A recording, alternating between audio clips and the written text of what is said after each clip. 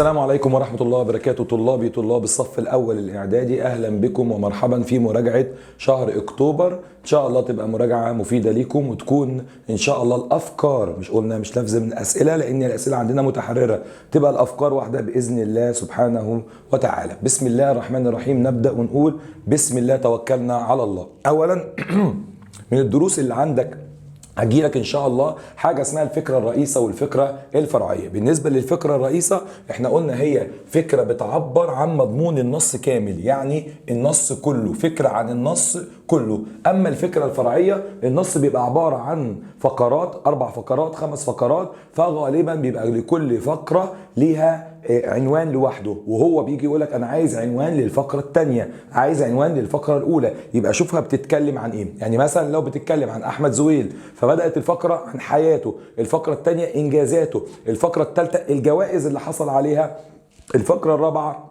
ما قدمه لمصر. يبقى دي كلها اسمها فكر فرعيه، انت بتستشف هي بتتكلم عن ايه، وبرايتك الجميله ان شاء الله توصل للحاجه اللي انت عايزها. اما النص كله بيتكلم عن احمد زويل، خلاص يبقى ده العنوان بتاعنا اسمه احمد زويل او العالم المصري. وما اجمل ان تضع العنوان في صوره تشبيه، يبقى العالم مثلا الكيميائي العظيم احمد زويل، عالم الفيمتو ثانيه دكتور احمد زويل، عالم نوبل دكتور احمد زويل. تمام؟ يبقى احنا عندنا حاجه اسمها الفكره الرئيسيه، هتحط عنوان كامل. عنوان كامل لما يقول لك عايز فكره رئيسه يبقى العنوان الكامل. اما لو قال لي يا غالي عايز فكره فرعيه يبقى كل فقره من الفقرات ليها عنوان، اشوفها بيتكلم عن ايه. هيقول لي انا عايز من الاولى ولا عايز من الثانيه ولا عايز من الثالثه، كل واحده من قرايتك ليها ان شاء الله تكون بتعرف تحل. بيكلمنا برضو على ان انت خد بالك هيجي في النص المتحرر يقول لك انا عايز تشبيه ووضحه. لو قال لك تشبيه ووضحه خلاص تقول له صور ايه بايه. اما لو قال لك تشبيه ووضح اركانه يا غالي هتبدا تقول له كل ركن، والافضل وانت بتقرا هتلاقي فيه تشبيهات بالافعال.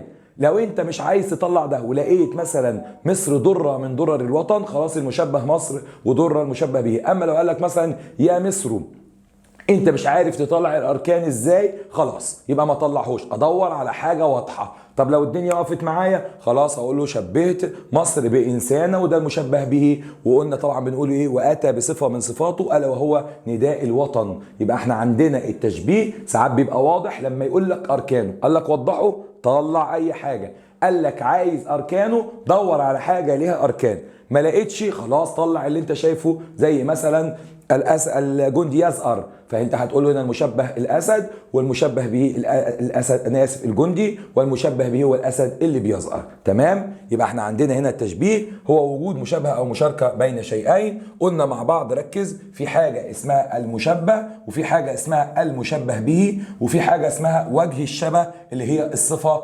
المشتركه، وبعد كده اداه التشبيه. مثال لذلك لما اقول امي كالقمر جمالا، فهنا هبدأ اطلع الاجزاء. امي دوت المشبه، والقمر ده اللي انا شبهته بيها، والكاف دي هي الاداة، وعندنا جمالا دي اسمها وجه الشبه يا بابا. تمام؟ طب هل التشبيه لازم يذكر فيه الاربع اركان؟ لا، احنا ممكن نقوله المشبه ومشبه به، الاداة وجه الشبه غالبا بيكون ضيف. يبقى دول السؤالين والفكر المكررة علينا، فكرة رئيسة وفكرة فرعية والتشبيه. عايز المغزى الضمني يا مستر والمعنى الضمني والمعنى المباشر برضو هنراجع عليهم. طيب بالنسبة للنحو عندنا ايه يا مستر؟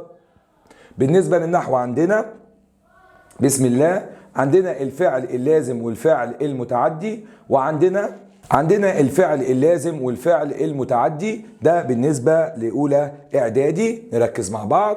الفعل اللازم هو الفعل الذي يكتفي بالفاعل، يرفع فاعلا فقط ولا يحتاج إلى مفعول به. الفعل اللازم هو يرفع فاعلا ولا ينصب مفعول به. هتيجي واحد شاطر يقول لي طب هل هو المفعول به بس؟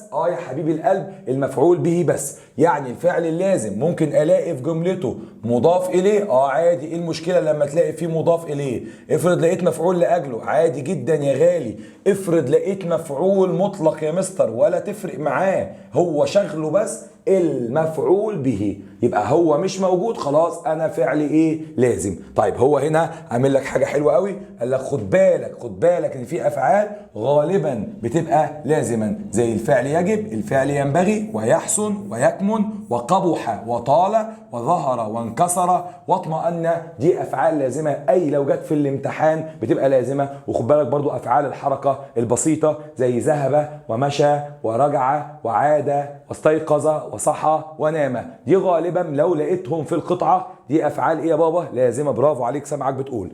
اما الفعل المتعدي هو اللي ما سكتش، مش بيرفع فاعل بس، لا ده بيحتاج كمان مفعول به واكثر. اكثر دي هنعرفها في اخر السنه. طيب تعال نتكلم على الفعل المتعدي، زي ما اقول اهو ذاكر محمد دروسه.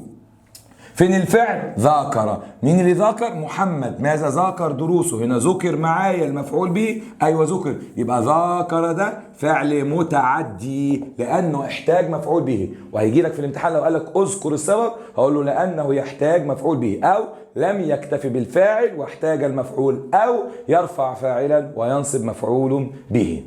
تمام؟ يبقى احنا عندنا كده الفعل المتعدي، زي شرح المعلم الدرس، شرح دي فعل، مين اللي شرح؟ المعلم. ماذا شرح؟ الدرس، يبقى دوت مفعول به. تمام؟ يبقى ده فعل متعدي. راح جاي قال لك لا خد بالك، احنا عندنا كمان الفعل المتعدي اذا اتصلت به كاف الخطاب وهاء الغيبه وياء المتكلم اصبح فعل متعدي. زي ايه؟ زي اعجبك، فعل اهو في كاف، شكرا ده جاي في الامتحان هديه. اول ما الاقي هيك في الفعل فدي غالبا، بس الياء بمعنى انا، الياء بمعنى انا. زارني، اكرمني، ده الفعل المتعدي. لقيت الياء بمعنى انا حبيب القلب، يبقى دوت فعل متعدي. كاف الخطاب، هاء الغيبه، ياء المتكلم. اعجبك، اعجبه، اعجبني، اعجبنا، بس دي الناء اللي هي بتتعرب مفعول ايه؟ به، اللي هي وقع علينا الفعل. فدوت الفعل اللازم والفعل المتعدي. ده السؤال اللي عليك اللي انت اخدته. طيب احنا اخدنا ايه تاني يا مستر؟ خد بالك، هبدأ اتكلم واقول لك على حاجة مهمة جدا. احنا اخدنا مع بعض حاجة اسمها بسم الله، خدنا مع بعض يا غالي حاجة اسمها المفعول لأجله، وخدنا مع بعض حاجة اسمها المفعول المطلق. بسم الله، عشان ده لو جاء او ده كله من التراكمي اللي المفروض كنت انت اخدته في سنة 5، ولكن احنا قلنا يا عيني عشان انتوا طبعا في حاجات فاتتكم فألزمتم بيها، ولكن انتوا قدها وقدود وشاطرين جدا.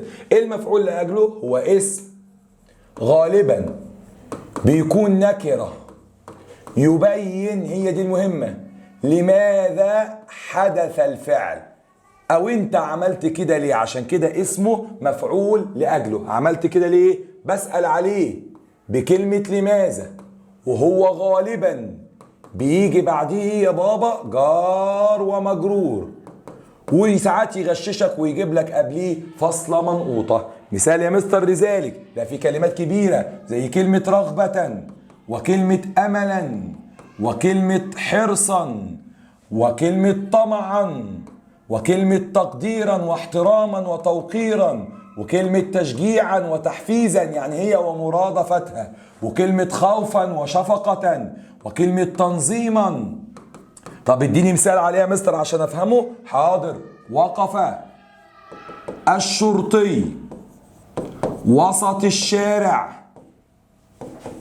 تنظيما للمرور. ليا كذا طريقة. الطريقة الأولى هنا تنظيما، الكلمة اللي أنا شاكك فيها لسه، أسأل نفسي لماذا وقف الشرطي وسط الشارع؟ عملت كده ليه؟ لأجل إيه؟ من هنا سموه المفعول لأجله. طب لازم تكون اسم نكرة؟ أيوة يا أستاذ. طب لو قلت وقف الشرطي وسط الشارع ليه ينظم؟ دي اسمها لام التعليل بتنصب.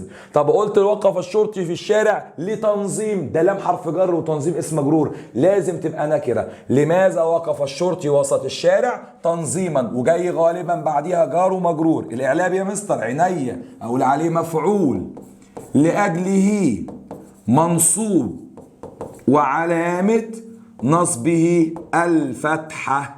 ده كده المفعول لأجله. لما أقول أقامت الدولة عيدا للمرأة تخليدا لذكراها، ذاكرت دروسي حرصا على النجاح أملا في النجاح، قمت لصلاة الفجر رغبة في رضا الله، وقف الشرطي في الشارع تنظيما للمرور، أعطيت الطالب مكافأة تشجيعا له. كل ده اسمه المفعول لأجله، بيجي بطريقتين، بالمعنى لأجل ايه عملت كده. الطريقة الثانية أسأل عليه بلماذا، لأن احنا عارفين ان اللغة العربية والجملة الفعلية حبيبة الأدوات الاستفهامية، يبقى لازم أسأل لماذا، وغالبا بيكون بعديه جار ومجرور. بالنسبة للمفعول المطلق أسهل.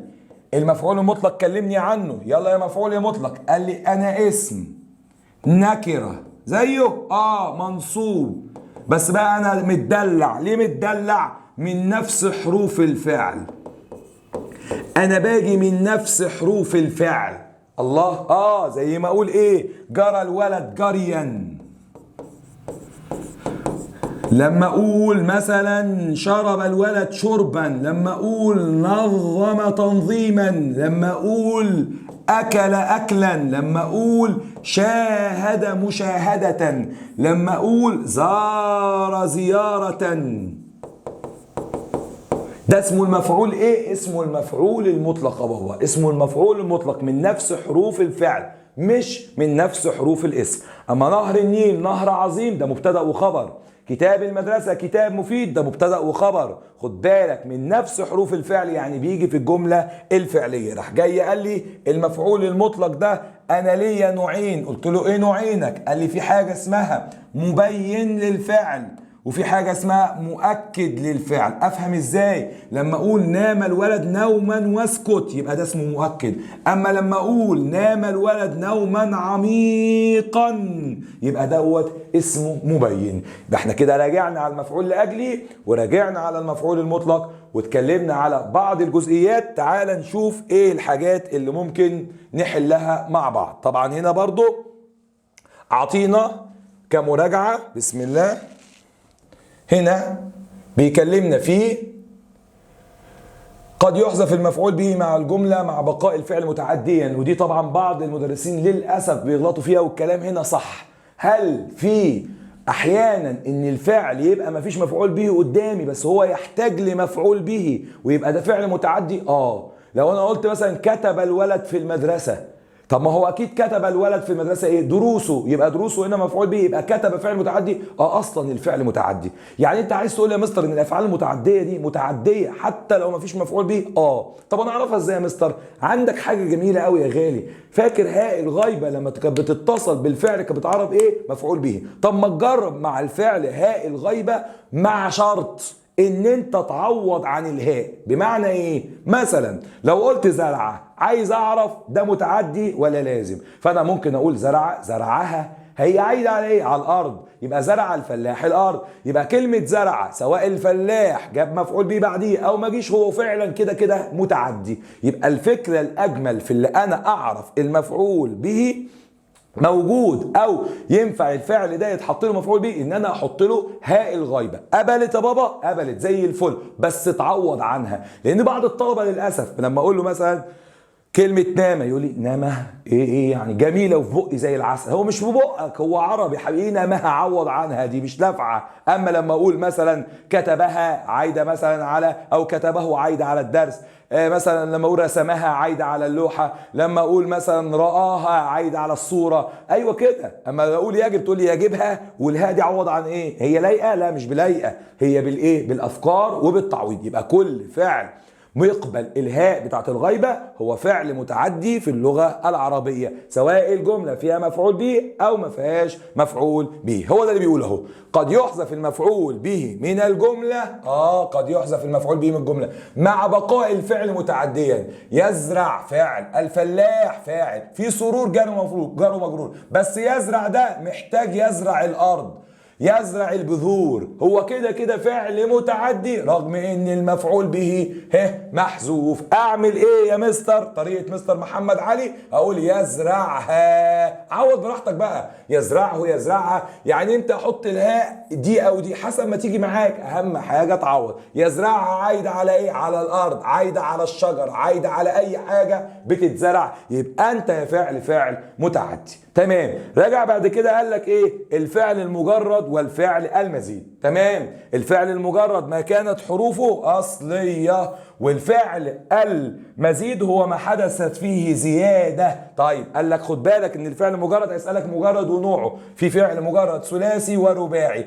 الثلاثي كتير قوي ملايين، والرباعي صغننين ولازم تبقى حافظهم، زي زلزلة، وسوسة، عسعسة، قهقه، وزي بقى الافعال احنا حافظها: دحرج، سيطر، بعثر، كشعر، شمأذة، كفهر، زغرفه، طمأنه. لازم تبقى حافظ المجموعه حبيب القلب، لانك انت ما عندكش خلفيه، لازم يتكتبوا في ورقه ويتحفظوا كويس جدا. زائد ان انا لازم بقى ابقى عارف ان باقي الافعال الباقي كلها ثلاثيه. ومن هنا يا حبيب القلب هيبدا يظهر عندك اصول افعال اول مره تاخد بالك منها، ما تخافش. يعني مثلا البنت بتحل مثلا كلمة اختيار، فقالت ده ثلاثي، هو اكيد مزيد بالالف والت، هو اصل اختيار خارة، خارة، خارة او خيرة. ايوه في حاجات كده. مثلا كلمة انعدم، واحد يقول ايه ده، هو انعدم ده مزيد بالالف والنون، وهو الواد شاطر قال لي مش هينفع يبقى مزيد بالالف والعين، ولا مزيد بالالف والدال، ولا مزيد بالالف والميم، يبقى اكيد هو مزيد بالالف والنون. شاطر.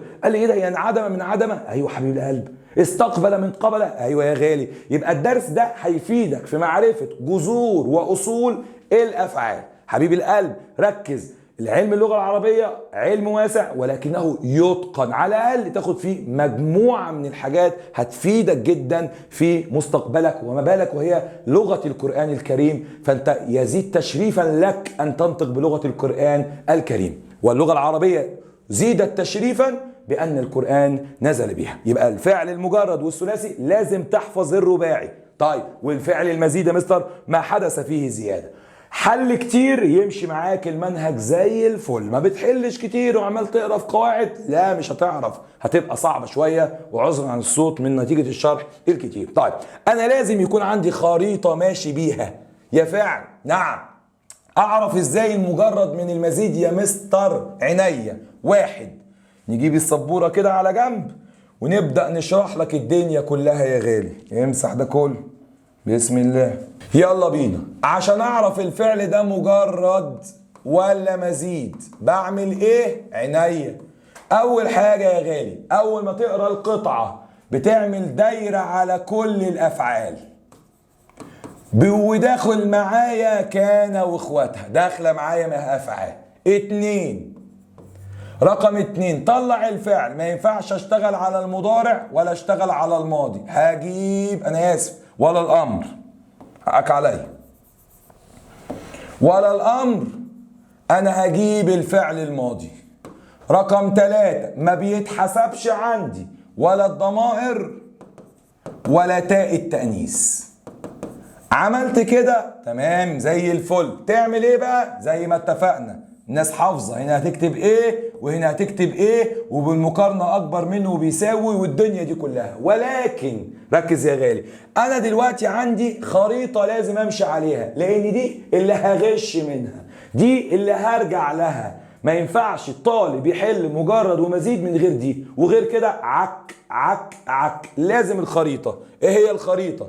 الثلاثي لو مزيد يا مستر هو الفعل بيبدأ بتلاتة وبينتهي بستة. لو زاد هيزيد بحرف او يزيد بحرفين او يزيد بثلاث حروف. لو زاد بحرف اما الهمزة في اوله يا اما الالف رقم اتنين. انت حافظ بالارقام؟ المتقن يبقى حافظ كل حاجة. يا اما الشدة في وسطه. طب لو بحرفين يا اما الف ونون يا اما الف وته يا اما الف وتضعيف غالبا مع الالوان، يا اما ته والف يا اما ته وتضعيف. طب ما انت قلت الف وته. لا، انا اهم حاجه عندي الترتيب، ت والف غير الف وته، غير كده مش عربي. مزيد بثلاث حروف، الالف والسين والته يا غالي. طب اديني مثال. عطى، هيجي لي في الامتحان اعطى، هقول له ده مزيد بالهمزه. فاخر، اصلها فخر، هقول له ده مزيد بالايه؟ مزيد بالالف. دمر، ده مزيد بالتضعيف. ما بعرفوش يا مستر، حد مضارعه غالي.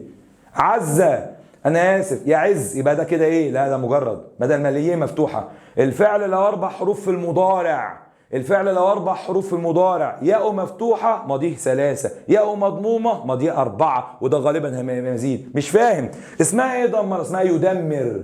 انا ما بعرفش اجيب الشده. يدمر، يدمر اولها يو، يبقى الفعل ده كده ماضيه 4. طب انا بقول دمره، لا ما اسموش دمره، دمره، ده كده في شده. هات المضارع في سرك. سخر، هات المضارع يسخر، يبقى في حرف زياده هنا، مش نافعه اقول اسخر، مش نافعه، يبقى سخر في شده. الطلبه عندنا بيجيبوها بسرعه ليه؟ من التدريب المستمر.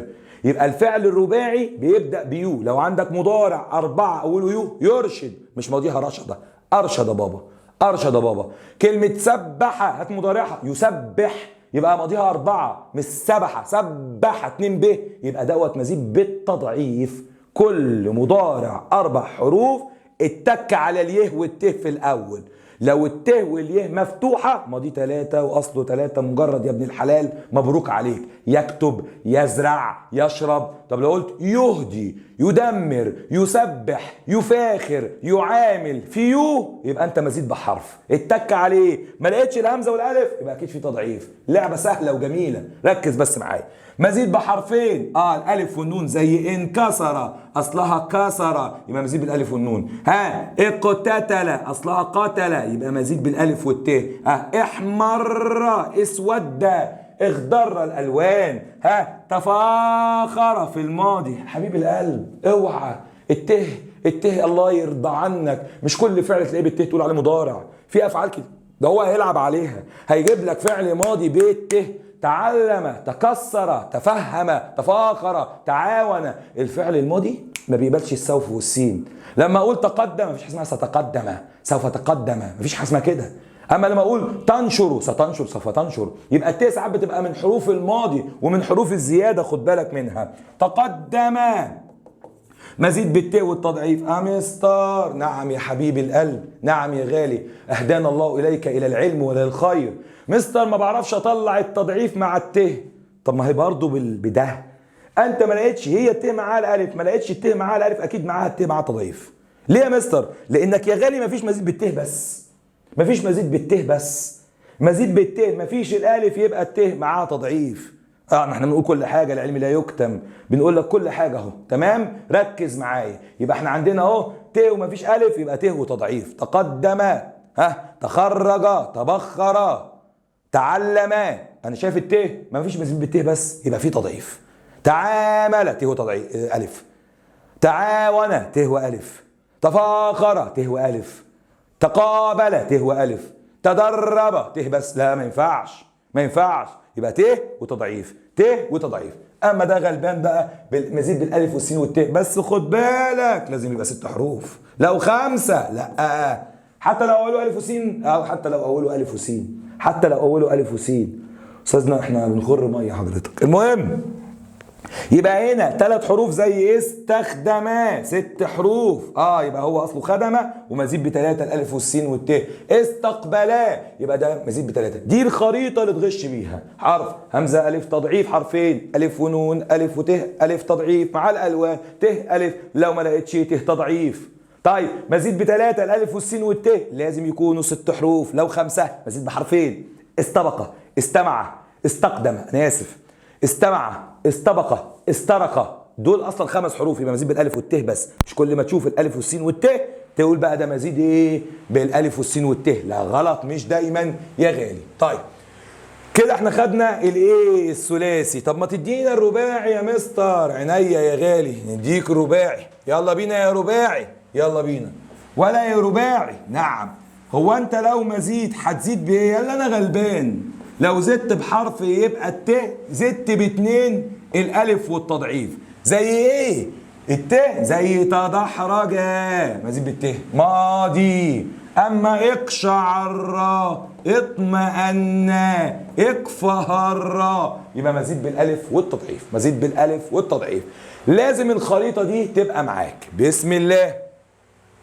تعال نشوف التقييمات بتاعتك اهو. كتاب الاضواء كتر خيره جمع لنا تقييمات كتاب المدرسه وعملها لنا نموذج لاكتوبر. يلا بينا نقرا مع بعض. اقرا الاسئله الاول، طريقه حلوه. اقرا الاسئله بس انت كده هترجع للقطعه قرايتك، بس انا هشتغل نحو، انت عارف، قراءه، نصوص، لا يا رب جمله خط، بنعرب، لازم ممارسه النحو هو ده التاسيس للثانويه العامه والثالثه اعدادي وثانيه اعدادي وحياتك كلها. بسم الله الرحمن الرحيم. هنا تعال نشوف الاول الاسئله، وعايز مرادف يتيح اكمل النقاط بما هو مطلوب، بس مش من الفقره بابا. هو مش عايز من الفقره. ومضاد ناله وجمع الفرص، يبقى هنا الراجل بيدلعك. عايز بيقول لك نحتاج الى نشر الوعي باهميه الاقتداء بالعلماء البارزين اصحاب الانجازات. تمكن دكتور منير حسن من تاسيس فرع جديد في علم الاحياء. ما الجوائز التي حصل عليها الدكتور منير حسن؟ استنتج الفكره رئيسه. يبقى خد بالك، شفت احنا بنقرا ليه؟ ويبقى انا بقرا احط عنوان سريع سريع درجه مضمونه. استخرج من الفكره نعتا. فاكر النعت؟ نكرتين معرفتين فيها وصف تتشقلب، يبقى دوت الايه؟ النعت. وبين علامه اعرابه زي الفل. يلا بينا هنشتغل كل حاجه زي ما احنا قلنا. بسم الله نقرا. دكتور منير حسن نيفة، طبعا كده هو مش اصوله مش مصريه، احد ابرز علماء الفيزياء الذين طفى اسمهم في القرن العشرين، من مواليد قريه شويكه ناحيه تولكارم طبعا في فلسطين الفلسطينيه، وسامحوني لو بعض المناطق انا بقرا الموجود. نال منحه مقدمه من جامعه ستانفورد. خد بالك بقى هنا، انا بقى دلوقتي وانا بقرا لقيت ناله. خد بالك اهو الطالب الشاطر. نال، مين اللي نال؟ هو. ماذا نال؟ منحه. يبقى انت متعدي. اشتغل. لماذا؟ لأنه لم يكتفي بالفاعل ونصب المفعول. تمام. طفى اسمهم في القرن. مين اللي طفى اسمهم؟ فعل وفاعل. في حاجة اسمها طفاها؟ لا مفيش. يبقى أنت فعل لازم. طفى اسمهم في القرن العشرين من مواليد قرية شويك. قلنا نال منحة مقدمة من جامعة ستانفورد الأمريكية للحصول على دكتوراه. ستانفورد الأمريكية، عندي ايه؟ ستانفورد علم زائد ألف ولام يديني نعت. ده أول نعت طلعناه، هيبقى مجرور طبعا. للحصول على الدكتوراه حصل على الجائزة. حصل في حاجة اسمها حصلها. تعال نشوف كده. حصل الولد الجائزة؟ لا مش نافعة. يبقى دوت فعل ايه؟ لازم. حصل هو على طول بيحتاج حرف جر يسند معاه. على جائزة البحث التصنيعي. معرفة ومعرفة، يبقى ده نعت. عايز اتأكد بحث تصنيعي في الولايات المتحدة. نعت. وتناول. تعال نشتغل على تناول كده، نشوف يا مستر ازاي نشتغل ايه؟ تناول مضارع. اخص عليك، في حاجه اسمها ستناول، سوف تناول. صح ده ماضي. يبقى تناول اهو اصلها ناول يا مستر، ده ثلاثي مزيد بالت والالف. برافو عليك. كيفيه تحكم الانسان في حركه ومسار الذره. يبقى دوت خد بالك وانا بقرا لازم احط ايدي على النقط المهمه. الطالب الشاطر كده عمل ايه؟ سنه كام؟ راح فين؟ جه منين؟ اكيد هيسالني على الحاجات دي. تمام. تحكم الانسان في حركه ومسار الذره وامكانيه اعاده ترتيب مواضعها. ونجح. مجرد اهو ابن حلال جميل قوي جاي لي طازه وجميل. نجح. في حاجه اسمها نجحها؟ لا يا مستر، في حاجه اسمها نجحها، لان اللي بقول نجح الواد في الامتحان. يبقى دوت فعل لازم. كل حاجه نشتغل عليها. في تحريك الذرات منفرده. هذه التقنيه التي تمثل القفزه النوعيه. القفزه النوعيه معرفه ومعرفه. طبق وصف، طبق قاعده، طبق ترتيب. التي حققتها ابن حلال. حققتها. الله جميل. فيك الهاء، يبقى انت متعدي.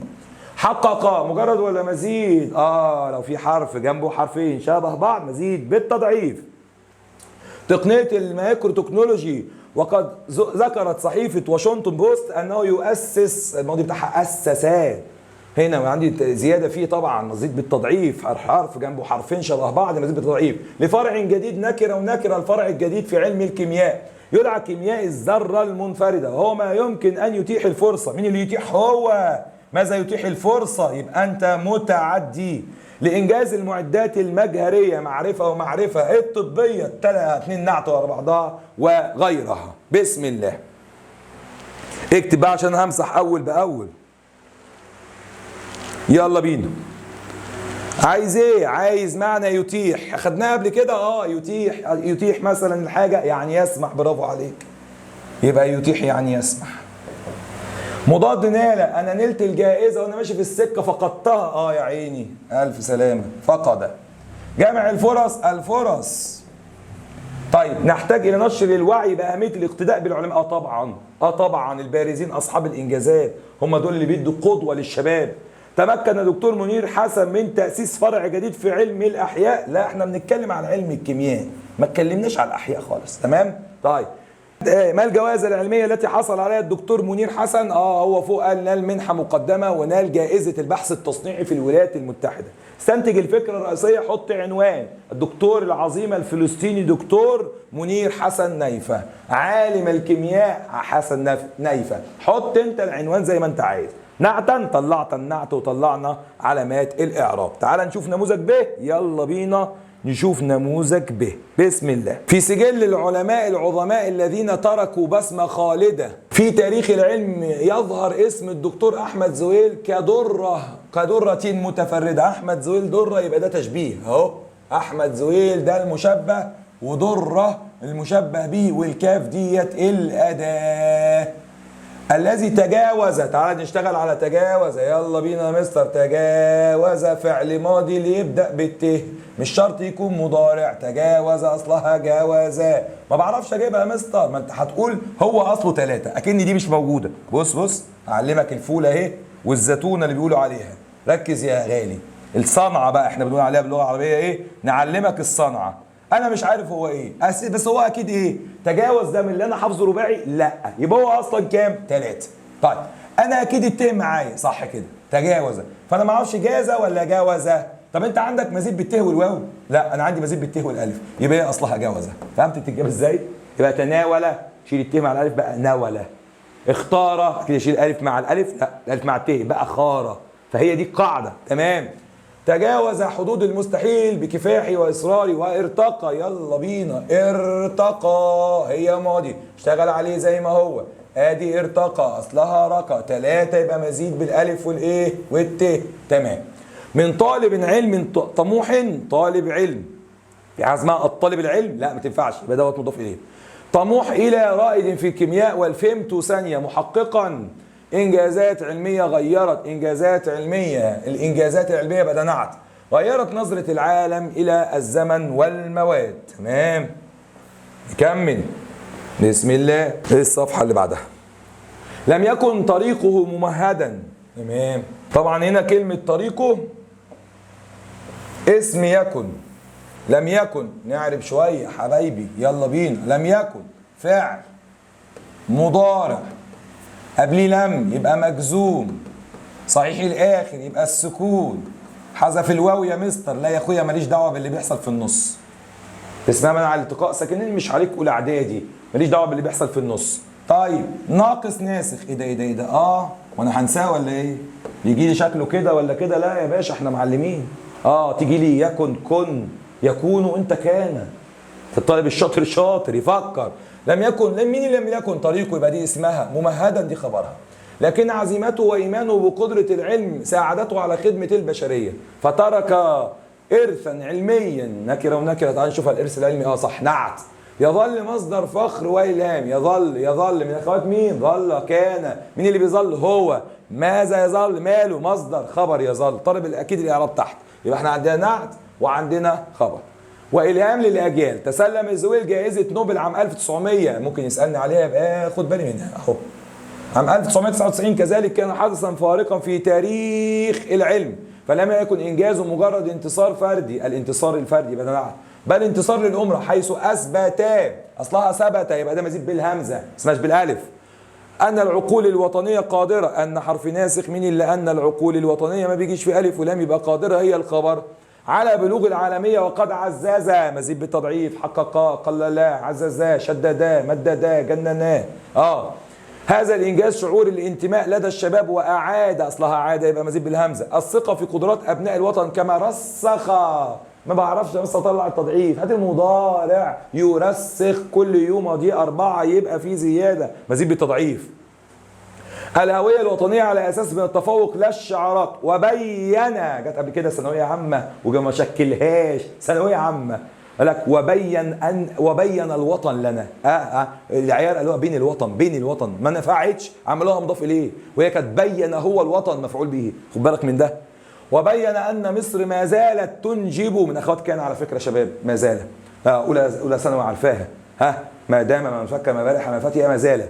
وما زالت تنجب علماء يرفعون رايتها. فعل مضارع مرفوع علامه رفع ثبوت النون. افعال 5 لقد جسدا مزيد بالتضعيف شاطر. زويل القدوة الحقيقية التي تدفع تا تا تا تا يبقى دوت مجرد 4 حروف أولهم يا وتاء مجرد. يو مزيد بحاجة يا همزة يا ألف يا تضعيف، ما لقيتش الألف والهمزة يبقى التضعيف. تدفع الأجيال للتمسك بجذورهم والعمل على رفع شأن وطنهم. رفع شأن نكرة ونكرة، يلا يا عبيط يقول لك نعت، لا ركز. ينفع أحط الرفع الشأن؟ لا يبقى ده مضاف إليه. ينفع أقول رفع الشأن. كلمة بمعنى تخطى، تعالى نقرأ واحدة واحدة. بسم الله. احنا قلنا الأول هنقرأ تخطى أول واحدة في القطعة اللي قبلها. في سجل العظماء الذين تركوا بصمة خالدة في تراخيم يظهر اسم الدكتور أحمد زويل كدوم تجاوز أهو تخطى تجاوز تخطى. اللي بعدها يلا بينا. يبقى أنا عايز هنا تخطى تجاوز. التفريط أكيد الاهتمام أو الحرص، أنت بقى دور عليها بقى. عزائم يبقى جاية عزيمة. كان تفوق زويل انتصارا فرديا؟ لا طبعا، أكيد المجتمع ساعده. تسلح زويل بالعزيمة والإيمان في طريقه إلى نوبل؟ طبعا. هات من الموضوع ما يدل على الانتماء أساس النبوغ للخطب الرنانة. عايز موضوع ما يدل. نقرأ مع بعض. نقرأ مع بعض تاني. لم يكن طريقه ايه؟ لم يكن طريقه ممهدا لكن عزيمته وايمانه بقدره العالم ساعدته على خدمه البشريه فترك ارثا. يبقى دوت دليل على ان ايه؟ ما ينفعش، لازم بالاجتهاد، لازم بالايمان والعزيمه، ولا الخطب الرنانه، لا ما تنفعش. استنتج الفكره الفرعيه للفقره الثانيه اللي هي لم يكن طريقه. يبقى هنا لم يكن طريقه ممهدا لكن عزيمته وايمانه. يبقى هنا زويل يتخطى العقبات، عقبات زويل، صعوبات زويل. ممكن تغشها بقى تقول له ايه بقى؟ النجاح ليس بالخطب الرنانه. جيبها من هنا، اعطيك افكار اهو. تمام. اللي بعده اعرب ما تحته خط. عربناها. بين سبب رسم الهمزه. قول ايه الموجود عليها واللي قبلها. ابدا باللي قبلها الاول. شأن شأن شأن يبقى هي مفتوح، هي ساكنه وما قبلها مفتوح. شأن شأن. ومين اقوى؟ صوت الفتحه اقوى من السكون، يبقى الهمزه على الالف. تمام. بالنسبه لتقييم الاسبوع الثاني، بسم الله. في كل امه رجال. شاطره. رجال في كل امه. ممتازه. مبتدا مؤخر. ممتازه شاطره. يبقى رجال ده اسمه ايه؟ مبتدا مؤخر. كتبوا اسماءهم بحروف من نور في سجل الشرف والبطوله، ومن بين هؤلاء الابطال يسطع نجم الشهيد احمد نبيل عماره احد ابناء القوات الجويه. نحط تحتها خط، واسم الشهيد احمد نبيل عماره خط. فقد ضحى بحياته دفاعا. مفعول لاجله. لماذا ضحى؟ تقبل الله من الشهداء. يبقى دوت مفعول لاجله منصوب بالفتحه. غششك ازاي يا مستر؟ جاب لي فاصله منقوطه وجاي بعدها جار ومجرور. وكان مثالا من اللي كان هو مثالا خبر كان. للشجاعه والاخلاص تخرج. يلا بينا ده ماضي. مضارع ايه يا استاذ؟ غلط. يبقى مدرس الابتدائي اللي قال لك المضارع باليه والته قول له لا غلط. طبعا عيب، بس احنا ايه نبقى فاهمين. تخرج ده ماضي، اصلها خرج يا مستر. ده 3 مزيد بالته. لا يا مستر، ته وتضعيف، مفيش ته لوحدها.